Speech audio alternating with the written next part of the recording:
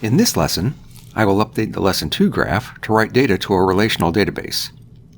To do this, I'll introduce the database writer and reformat components. I'll start by making a copy of my Lesson 2 graph and calling it Lesson 3.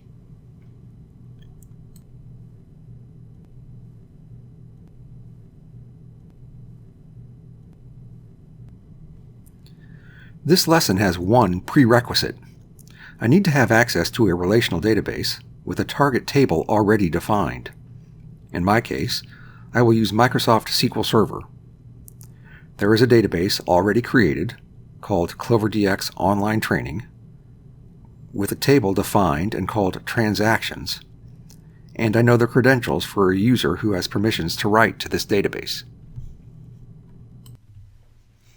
I also want to change the name I assigned to the metadata back in Lesson 1.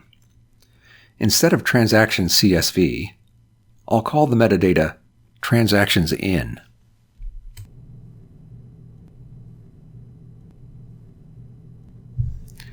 I want to change my graph such that instead of writing results to a spreadsheet, it writes results to a database table. To do this, I will replace the spreadsheet writer component with the database writer component. The database writer component is in the writers group of the palette. I can find it, drag it into my graph.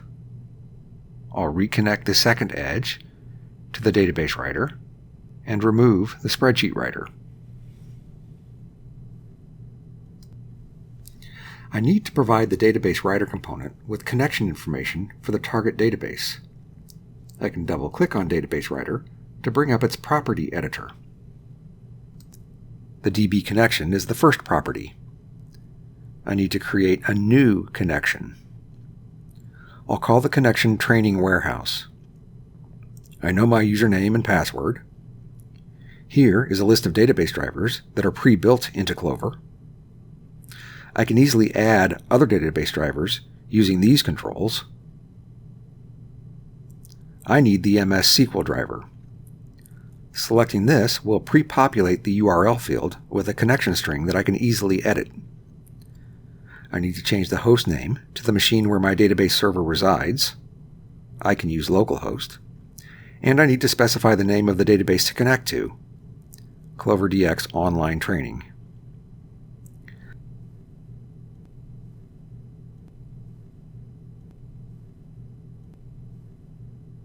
I can click Validate to confirm I have established access to the database.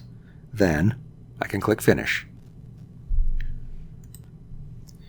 Now, I need to select the database table to write the transactions to. The property is DB table. Clover will open the connection and allow me to browse for a table to write to.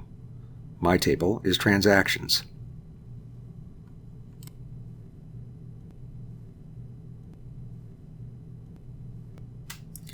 So I've replaced the spreadsheet writer with a database writer and configured the database writer to connect to my SQL Server database called CloverDX Online Training and write to a table called Transactions. I can save and run.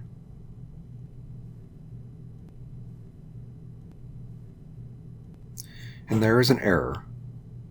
The database writer has a red exclamation mark, my console background is red, and the finish status is error. So something went wrong. I can double-click on the console tab name to temporarily bring the console full screen and take a closer look at the error messages. Clover is telling me there is an issue converting data from date-time to decimal. I need to give more consideration to the mapping between fields in the input file and fields in the database table. I'll double-click on the console tab name again to return the console to its original space. I remember now that the field names, their order, and their data types are different between the input file and my database table. The database writer component has a field mapping property I could use to fix this problem. I would simply need to map the input fields to the output fields. Clover would automatically take care of most type conversions. For this exercise, however, I will solve the problem in a different way, by explicitly defining output metadata and using the CloverDX reformat component to define the mapping between input fields and database fields. I'll start by creating the metadata definition of the output data. Clover can generate this for me.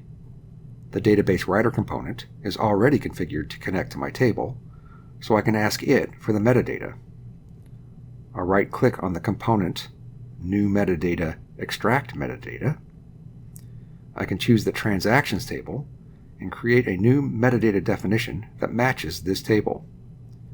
The default name for this metadata, Transactions, is fine, but I'll capitalize it.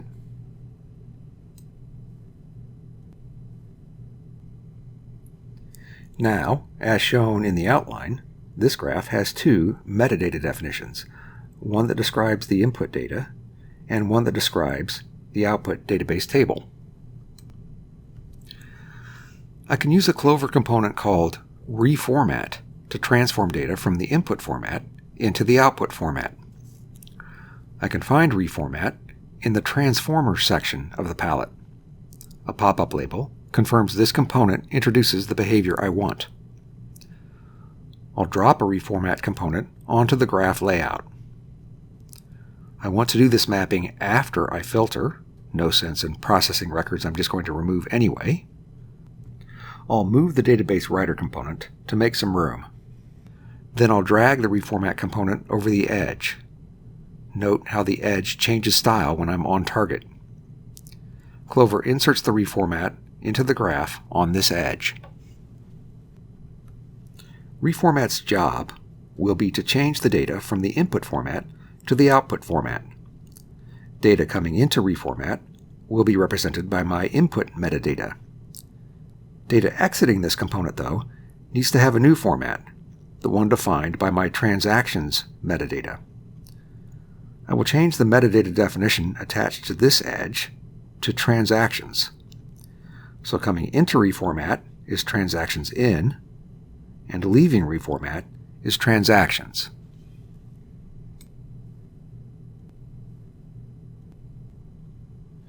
Now I need to configure the reformat component to perform the mapping. A double click opens the property editor. I'll click here to open the transform property. On the left is the input metadata.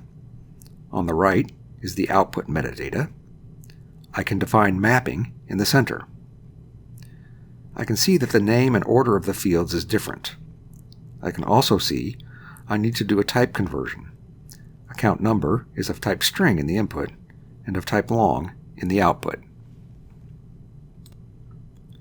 For the fields that only have issues with order or name, I can define the mapping simply by dragging the input field and dropping it on the output field. For the account number, I also need to convert from string to long.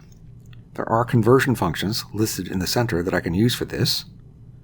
Here is string to long that will do what I need. I can drag that function into this area to create a new transform. Then click on the input field, clean up the syntax a little, and then drag to the output to complete the mapping.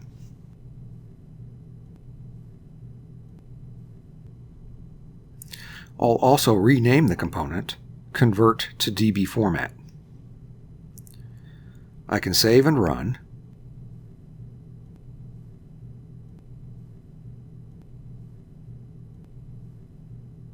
And now I have successfully loaded this transaction data into the database.